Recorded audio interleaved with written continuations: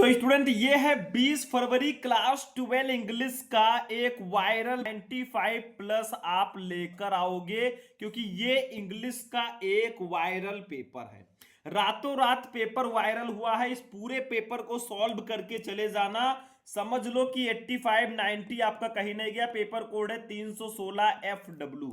अगर आपको भी लग रहा है कि थोड़ा बहुत मेरा इंग्लिश वीक है या इंग्लिश में मुझे प्रॉब्लम हो सकती है ना, तो बस ये ऐसे आ गया। तो देखो 15 मिनट आपको क्वेश्चन पेपर पढ़ना है। 4 सेक्शन में ये क्वेश्चन पेपर आपका डिवाइड होगा। सभी क्वेश्चन आपको करने हैं, ठीक है। हर साल मैं ऐसे ही पेपर देता हूं बच्चों को, और लाखों बच्चे ऐसे ही वायरल पेपर देखकर बहुत अच्छा परसेंटेज लेकर आते हैं। इस बार आपकी बारी है। सबसे पहले हम बात करेंगे सेक्शन ए की। 4 सेक्शन में हमारा पेपर होता है। सेक्शन ए रीडिंग सबसे पहले हम देखेंगे 15 नंबर का। भैया बहुत आसान, और सबसे ज्यादा ट्रिक इसी में काम करता है। कुछ नहीं करना है, बस एक आपको दिया जाएगा अनसीन पैसेज। देखिए आपको ये अनसीन पैसेज दिया गया है।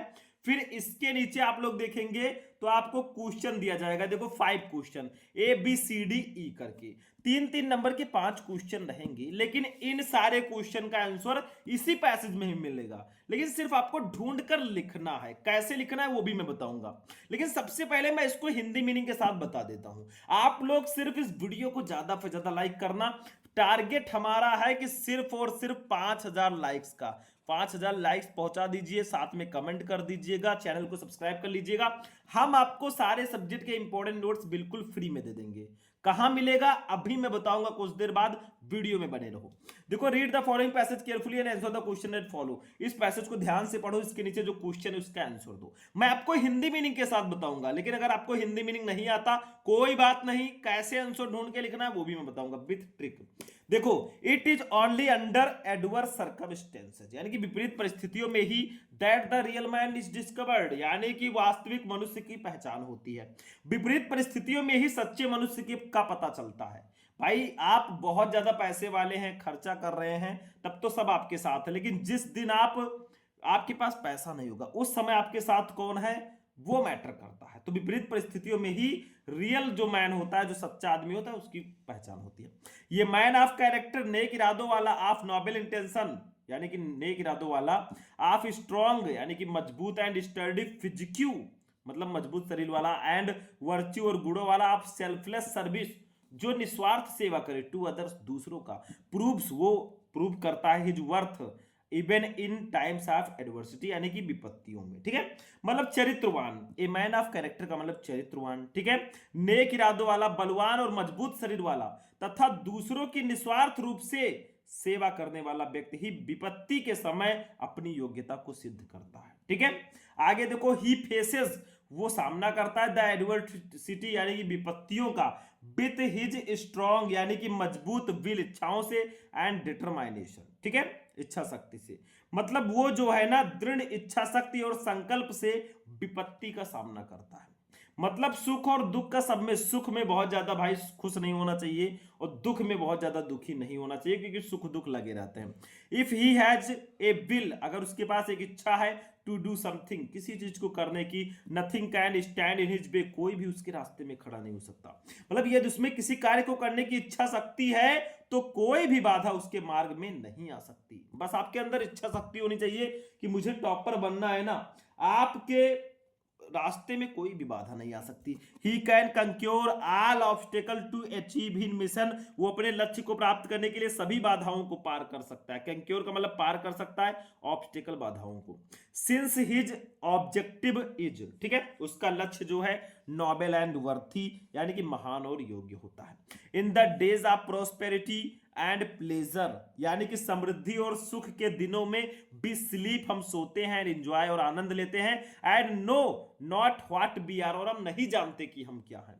देखो पेपर जो है बहुत इंपॉर्टेंट है, बस ध्यान से देखते चलना। मैं सॉल्यूशन में थोड़ा सा हिंदी मीनिंग इसलिए बता रहा हूं ना, क्योंकि आपको थोड़ा हिंदी मीनिंग जानना जरूरी है। अगर यही आ जाए तो आपके लिए प्रॉब्लम ना हो। बाकी मैं ट्रिक तो बताऊंगा, मान लो आप हिंदी नहीं निकाल पाते, ट्रिक भी मैं बताऊंगा।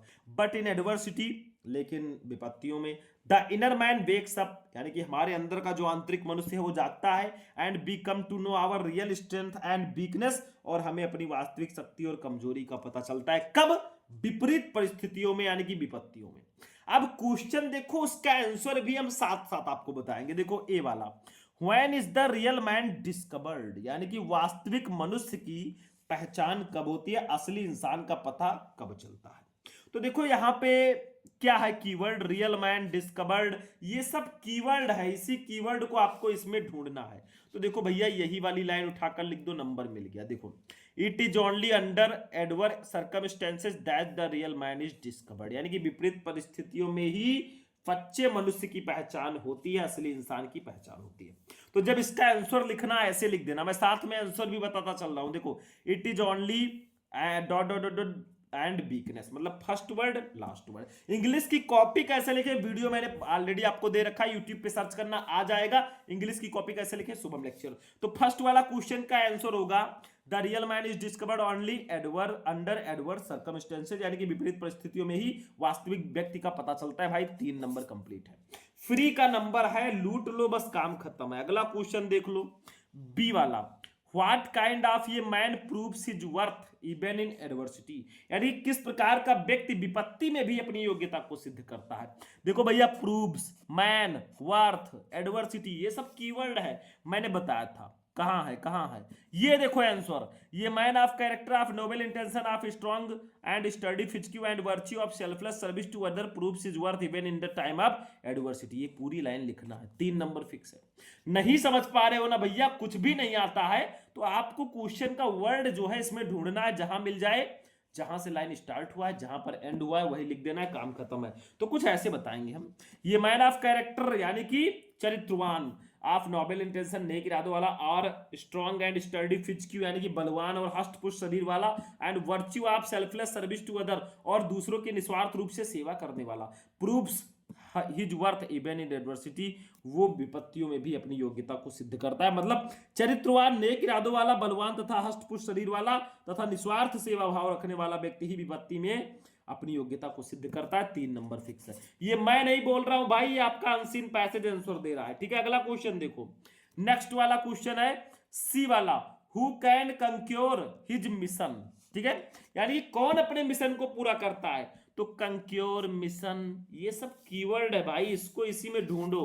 देखो कहीं है, कहीं ये देखो, he can conquer all obstacle to achieve his mission since his objective is noble and worthy, यही लिख दो, काम खत्म है, बस यही लिख दो। लेकिन मैं देखो, ये जो है बुक की भाषा है, वो चीज जो है मैं ट्रिक बता रहा हूं, दोनों आप सेम ही चीज है, वही चीज है, बस थोड़ा अलग अलग तरीका हो सकता है। ये real man with noble and worthy objective can conquer his mission, यानी कि नेक और योग्य उद्देश्य वाला सच्चा व्यक्ति अपने मिशन में सफलता प्राप्त कर सकता है। ठीक है, वर्दी का मतलब योग्य, ऑब्जेक्टिव का मतलब उद्देश्य वाला, उद्देश्य। ठीक है, तो आगे देखो डी वाला क्वेश्चन देखते हैं क्या, ऐसे समझते चलो।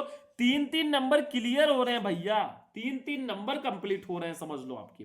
D, explain in your own word the underline portion in the passage. देखो भैया, ये अंडरलाइन पोर्शन है, the inner man wakes up, मतलब अंदर का आदमी जो है, आंतरिक मनुष्य जागता है, इसका आपको लिखना है, इसका मतलब क्या होता है। तो the inner man is an other way, यानी कि एक दूसरा तरीका है। ठीक है, मतलब दूसरा तरीका है आप डिस्क्राइबिंग, व्यक्त करने का, द स्पिरिचुअल एस्पेक्ट, यानी कि आध्यात्मिक पहलू ऑफ ये पर्सन, एक व्यक्ति का, मतलब आंतरिक मनुष्य, किसी व्यक्ति के आध्यात्मिक पहलू का वर्णन करने का एक तरीका होता है कि हमारे अंदर का मनुष्य। ठीक है, चलो 3 नंबर आपका फिक्स हो गया। ठीक है, चलो आगे देखते हैं भैया। अब चलते हैं हम लोग वोकेबुलरी पर। 3 नंबर की वोकेबुलरी रहेगी। देखो, which word in the passage is the opposite of selfish, इस पैसेज में सेल्फिश का अपोजिट क्या होगा। सेल्फिश का मतलब होता है स्वार्थी, इसका अपोजिट होगा निस्वार्थ। मैंने बताया था सेल्फलेस, सेल्फलेस कहां है, इसी में आपको सेल्फलेस जब ढूंढोगे, अभी मैंने बताया था कि सेल्फलेस ऐसे ढूंढ लो। ठीक है,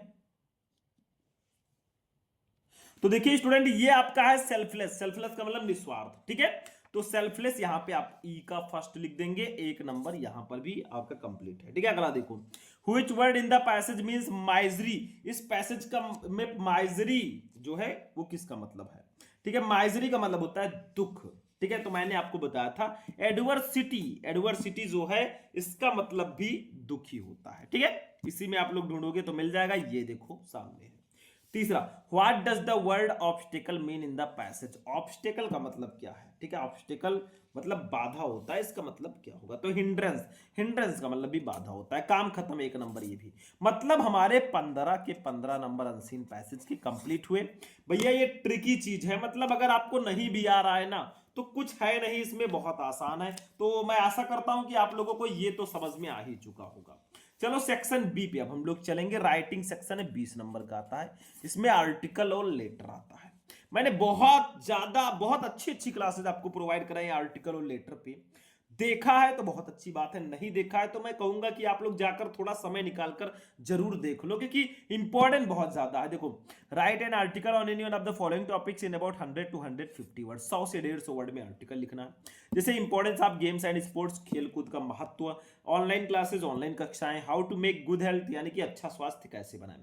तीनों में से किसी एक पर आर्टिकल लिखना है। क्या करना है, आर्टिकल का मतलब क्या होता है उसी में, मतलब इंग्लिश में आप इसी से रिलेटेड चीजें लिखो। जैसे how to make good health, अच्छा स्वास्थ्य कैसे बनाएं। तो देखो, आर्टिकल 2 तरीके से लिखा जाता है, एक होता है हेडिंग वाइज और दूसरा होता है पैराग्राफ वाइज। भैया छोटे छोटे पैराग्राफ्स में, 2-3 पैराग्राफ्स में आप लिख सकते हैं। जैसे how to make good health, अच्छा स्वास्थ्य कैसे बनाएं। अब स्वास्थ्य कैसे बनता है, हमें एक्सरसाइज करना चाहिए, मेडिटेशन करना चाहिए, मतलब ऐसी ऐसी चीजें हमें क्रियाकलाप करने चाहिए, साथ में जंक फूड नहीं खाना चाहिए, तो इन्हीं सबसे स्वास्थ्य बनता है। तो उसी के बारे में जो चीजें आपको इंग्लिश में आ रही है लिख दो। अब कुछ बच्चे कहेंगे सर जी इंग्लिश में तो बहुत ज्यादा कमजोर है, मतलब इंग्लिश में तो ई भी नहीं आता। भैया कोई बात नहीं, आप आंसर नंबर 2 डालो, जो आर्टिकल लिख रहे हो वो वाला हेडिंग डाल दो, बीच में ऑनलाइन क्लास जैसे आप लिख रहे हो ऑनलाइन क्लासेस के बारे में थोड़ा बहुत लिखो, थोड़ा फोन, पीडीएफ, नोट्स, इन सब के बारे में लिख देना। और साथ में काम करना, अगर आपको नहीं आ रहा है तो आप लोग अनसीन पैसेज की कुछ लाइंस को उठा लेना, ठीक है, और उसको लिख देना। मतलब भैया ये ट्रिक होता है, सबसे नहीं बताते। मतलब आप लोग थोड़ा बहुत इससे रिलेटेड चीजें लिखना, जैसे गुड हेल्थ पे मान लो आप लिख रहे हो तो गुड हेल्थ के बारे में थोड़ा बहुत, एक्सरसाइज, मेडिटेशन, इन सब के बारे में लिखो। साथ में थोड़ा सा आप अनसीन पैसेज की कुछ लाइनें उठा लो बीच में से, एकदम स्टार्टिंग से उठाओगे तो पकड़े जाओगे। चोरी करो लेकिन चोर की तरह नहीं। तो ऐसे आप हो गया काम खत्म, ठीक है। तो थोड़ा बहुत बना के लिख देना। बाकी भाई मैं एक ही चीज आपसे कहूंगा कि आर्टिकल आप लोग यूट्यूब पे सर्च करो, class 12 English important article Shubham lecturer. Article पे कई वीडियोस मैंने बताए हैं, जाकर देख लो, आपके लिए बेनिफिशियल होगा, ठीक है। चलो थर्ड, लेटर पे आ जाओ। राइट ए लेटर, एक पत्र लिखो टू द एडिटर, संपादक को। आप ये नेशनल डेली, राष्ट्रीय दैनिक के सोइंग व्यक्त करते हुए योर कंसर्न, अपनी चिंता ओवर इंक्रीज प्राइस राइज यानी कि बढ़ती कीमतों पर। तो बढ़ती कीमतों पर अपनी चिंता व्यक्त करते हुए किसी राष्ट्रीय दैनिक के संपादक को पत्र लिखो। नहीं पता है तो दूसरा कर लो, राइट लेटर, एक पत्र लिखो द वाटर वर्क्स डिपार्टमेंट यानी कि जल कार्य विभाग वालों को, कंप्लेनिंग, शिकायत करते हुए अबाउट इरेटिक, अनियमित एंड पॉल्यूटेड और प्रदूषित वाटर सप्लाई जलापूर्ति इन योर लोकेलिटी, अपने इलाके में। मतलब आप अपने इलाके में अनियमित और प्रदूषित जलापूर्ति की शिकायत करते हुए जल कार्य विभाग वालों को पत्र लिखो। भैया 10 नंबर। देखो पत्र लिखने का क्या होता है ना, आप मेथड समझो कि पत्र को लिखते कैसे हैं। जैसे टू द एडिटर, जिस समाचार पत्र के संपादक को लिख रहे हैं वो लिख दिया, मतलब एक तरीका होता है ना, उसको समझो। अगर आप तरीका समझ गए कैसे लेटर को लिखा जाता है ना, तो लेटर की जो बॉडी होती है, सर लिखकर आप जो लिखते हो ना, वो चीज आप बनाकर लिख सकते हो अच्छे से। बाकी टॉप 5 लेटर इंग्लिश के मैंने एक ही वीडियो में बता रखे हैं, यूट्यूब पे सर्च करो class 12 English important letter Shubham lecturer, आपको वीडियो मिल जाएगा, ठीक है। तो ये आपका लेटर हो गया भैया, बहुत आसान है, आपका नंबर ये फिक्स है। सेक्शन सी पे अब हम लोग चलते हैं। बाकी लेटर आप लोग सर्च करके देख लेना। मैं चाहता हूं कि आप लोग देखो, जो चीजें मैंने पार्टिकुलर वीडियो बना रखा है, जैसे लेटर पर मैंने वीडियो बनाया है, अब 5 लेटर मैंने एक वीडियो में बताए हैं, अगर मैं यहां पे बताऊंगा भी तो एक ही तो बताऊंगा, 5 वहां पे जाकर आप देख लो, नंबर फिक्स है। सेक्शन सी ग्रामर पे चलते हैं, 25 नंबर का आता है भैया, बिल्कुल नहीं छोड़ सकते, एक एक क्वेश्चन को हम सॉल्व करेंगे। देखो, choose the correct option to answer the following question. जैसे देखो 10 नंबर के पहले 5 क्वेश्चन रहेंगे, कौन से, आपके ग्रामर के, जैसे one word substitution, idioms and phrases, synonym, antonym, syntax, ये सब। जैसे देखो ए वाला, ये selfish person who always thinks of himself is called, एक स्वार्थी व्यक्ति जो हमेशा अपने बारे में सोचता है, क्या कहलाता है, ड्रगिस्ट, लिरिकिस्ट मतलब गीतकार, ड्रामेटिस्ट यानी कि नाटककार, या फिर इगोइस्ट अहंकारी। भैया वो अहंकारी कहलाता है, जो व्यक्ति अपने ही बारे में हमेशा सोचता है वो इगोइस्ट होता है, यानी कि अहंकारी। तो 4 का ए का चौथा सही होगा इगोइस्ट, ठीक है। दूसरा, द फ्रेज एक्टपांस मींस, एक्टपांस का मतलब क्या होगा, ये आइडियम्स एंड फ्रेजेस है। टू वर्क हार्ड यानी कि कठिन परिश्रम करना, टू कंडक्ट आचरण करना, टू एडवाइस यानी कि सलाह, सलाह देना, ठीक है। टू फॉलो सजेशन यानी कि सुझाव का पालन करना। भैया द फ्रेज एक्ट अपॉन का मतलब होता है टू फॉलो सजेशन यानी कि सुझाव का पालन करना। चौथा सही है, तो ऐसे चौथा ऑप्शन सही कर दो।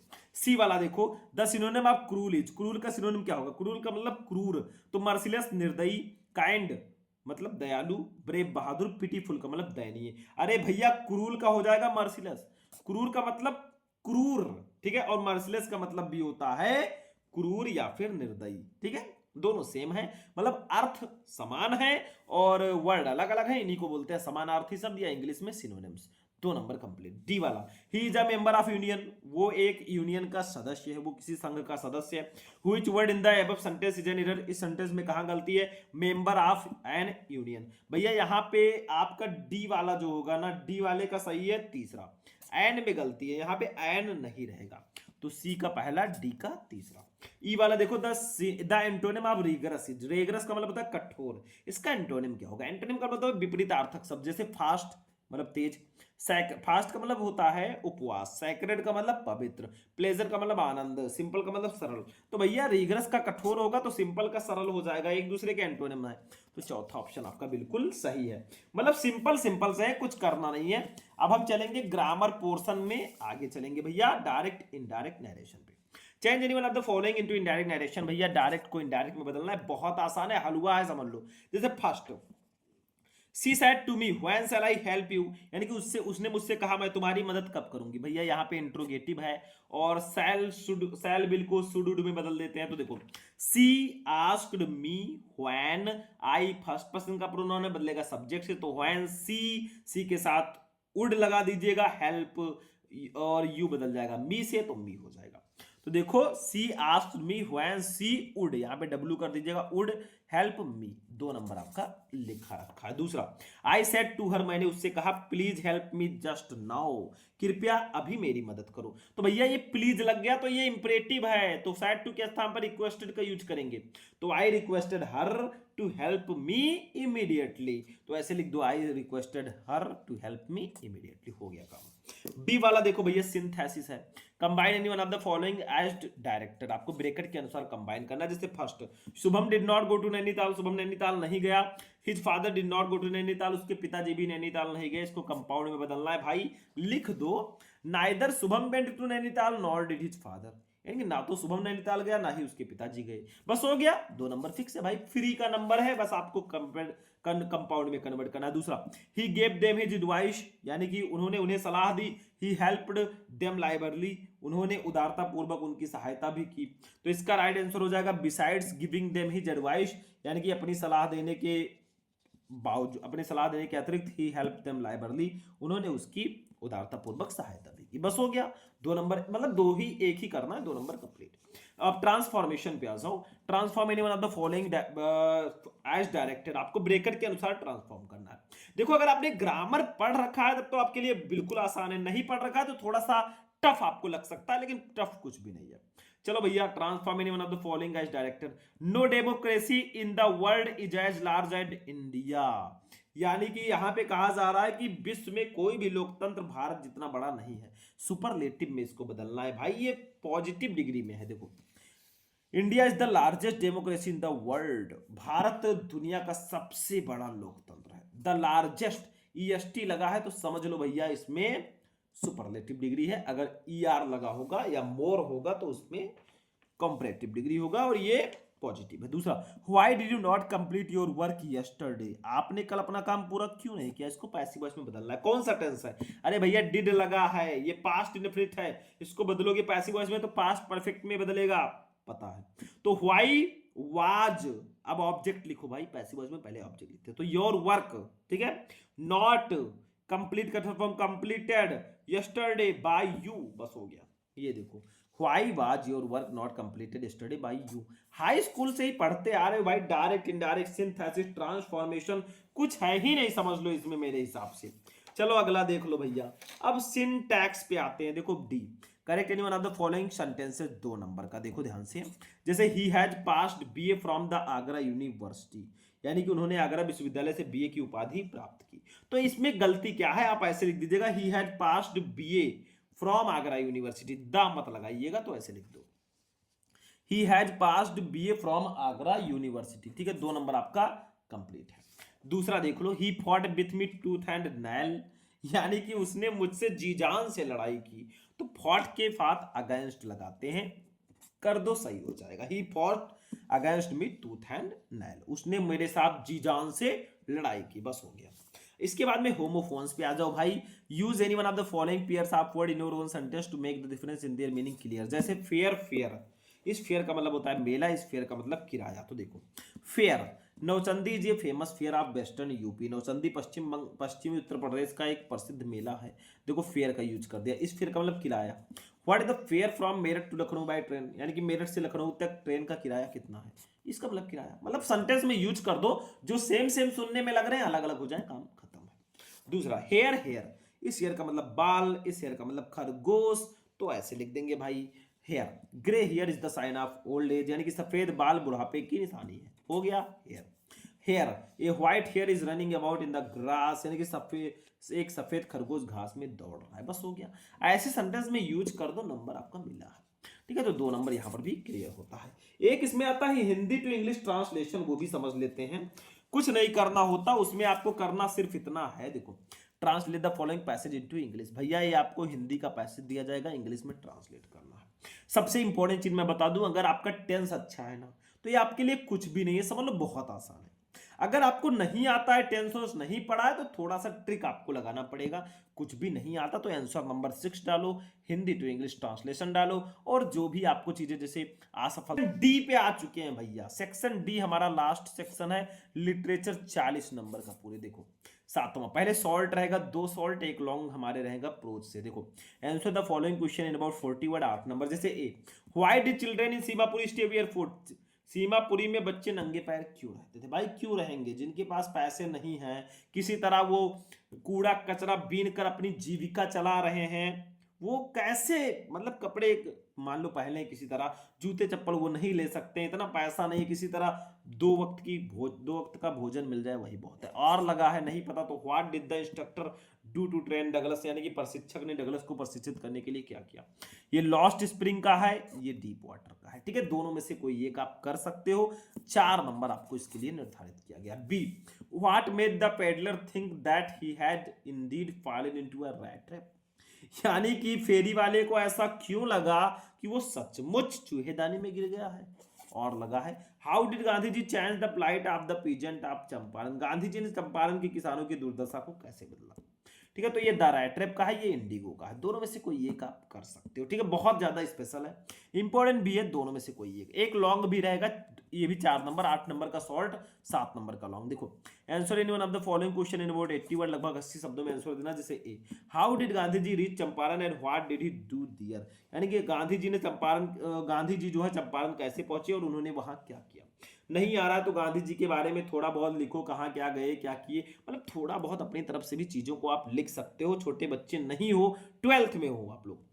ठीक है, चलो ये हो गया। नहीं पता तो दूसरा कर दो, describe the life of people working in glass bangle industry, यानी कांच के चूड़ी उद्योग में काम करने वाले लोगों को के खतरों को बताइए। भाई कौन कौन से खतरों का वो सामना करते हैं, 7 नंबर। ठीक है, मतलब जैसे कांच की चूड़ी उद्योग में काम कर रहे हैं तो पॉलिश वॉलिश होती है, जो चूड़ियां होती है ना, तो उसका पॉलिशिंग जो है आंखों में पड़ सकता है, खराब हो सकता है, तो ये सारी चीजें होती है। 7 नंबर। थोड़ा सा देखो, आप लॉन्ग नहीं आ रहा है ना, तो लॉन्ग क्वेश्चन को लिखने के भी ट्रिक्स हैं। थोड़ा सा क्वेश्चन का कीवर्ड यूज करना, थोड़ा अनसीन पैसेज या फिर नीचे के कुछ लाइनें क्वेश्चंस का उठा लेना, ब्लू पेन से लिख देना, नंबर मिल जाएगा। एक एक वर्ड आपका एग्जामिनर नहीं चेक करेगा। तो 15 नंबर प्रोज का हो गया। पोएट्री से देख लो, read the following extent carefully and answer the question that follow. अब ये वाला जैसे I looked again at her wan pale as a later winter's moon and felt that old familiar is my childhood's fear but all I said was see you soon I did was smile and smile and smile. तो ये हमारे my mother eight 66 chapter का है। 3 question इसके नीचे हैं। How was the poets murder compared, what did the poets feel, what did the poets do after at the time of farewell. दोनों में से कोई एक, मतलब इसमें से तीनों क्वेश्चन आपको करने हैं। देखो मैंने बताया था आपको कि आप 3 चैप्टर पढ़ लो, my mother 66, keeping quiet, a thing of beauty, भैया 6 नंबर फिक्स है। और सेंट्रल आइडिया हमारे इसी में रहेगा भैया, 100% फिक्स टॉपिक पोएट्री का 4 नंबर का आता है। Write the central idea of any one of the following poem, जैसे keeping quiet, my mother 66, a thing of beauty. आप इन्हीं 3 चैप्टर का स्टैंजा भी पढ़ लो, इन्हीं 3 चैप्टर का सेंट्रल आइडिया भी पढ़ लो, काम खत्म है। फिर टेंशन मत लो, क्योंकि हम हैं तो टेंशन कम है। तो ये हो गया आपका सेंट्रल आइडिया। बाकी यूट्यूब पे आप सर्च करो एक छोटा सा लाइन बोल के, class 12 English important central idea Shubham lecturer, तीनों सेंट्रल आइडिया एक वीडियो में with Hindi meaning with your language, बहुत आसान तरीके से जाकर देख लोगे ना तो समझ लो 4 नंबर इंग्लिश में आपका फिक्स है। सप्लीमेंट्री पे आ जाओ, आंसर 10 नंबर आपका पोएट्री का हो गया। देखो सप्लीमेंट्री भी प्रोज की तरह रहेगा, 2 शॉर्ट 1 लॉन्ग। देखो answer the following question in 40 word 8 number, जैसे what was the third level क्या था, वेयर वाज इट सिचुएटेड, ये कहाँ स्थित था, और लगा है why did the tiger king decide to marry, यानी कि टाइगर किंग ने शादी करने का फैसला क्यों किया, दोनों में से कोई है। Be describe the environment of Antarctica, Antarctica के पर्यावरण का वर्णन करो, नहीं पता है तो how did doctor सदाव operate the white man, doctor सदाव ने व्हाइट मैन का ऑपरेशन कैसे किया। आप लोग सिर्फ यूट्यूब पे इतना सर्च करना, class 12 English important question Shubham lecturer, important question आपके लिए हाजिर है। बहुत सारे वीडियोस मैं दे चुका हूं। 12 नंबर एक long, answer in one of the following question in about 80 word, जैसे who was the tiger king, tiger king कौन था, why was he named as tiger king, उसका नाम टाइगर किंग क्यों पड़ा, ये बहुत इंपॉर्टेंट है। B dry a characteristics of the tiger king in your own word, दोनों एक ही चैप्टर से नहीं आएंगे बाय द वे, अलग अलग चैप्टर से, मतलब टाइगर किंग का चरित्र चित्रण अपने शब्दों में करना है। हो गया, मतलब ये 7 नंबर का यानी कि 15 नंबर का हमारा सप्लीमेंट्री भी हो गया, मतलब पूरा इंग्लिश का पेपर फिनिश हुआ। देखो इसका सॉल्यूशन मैं आपको, अगर आप लोग कमेंट करोगे मैं ज्यादा से ज्यादा इसका सॉल्यूशन दे दूंगा। बाकी हमारा पेपर 4 सेक्शन में होता है, ये तो आपने समझ लिया कि section A B C D, section A 15, section B 20, section C 25 और सेक्शन डी 40। 15 नंबर जो सेक्शन ए होता है विथ ट्रिक आप बहुत आसानी से सॉल्व कर सकते हैं। सेक्शन बी में भी ट्रिक लगा सकते हैं, लेकिन थोड़ा बहुत आपकी जानकारी होनी चाहिए। सेक्शन सी ग्रामर में पूरी तरह जानकारी अच्छे से थोड़ा बहुत होनी चाहिए, बाकी सेक्शन डी लिटरेचर आसान है। 100 नंबर का पेपर हो चुका है। वीडियो आपको कैसा लगा, वीडियो पसंद आया वीडियो को लाइक कर दो। बाकी आप लोग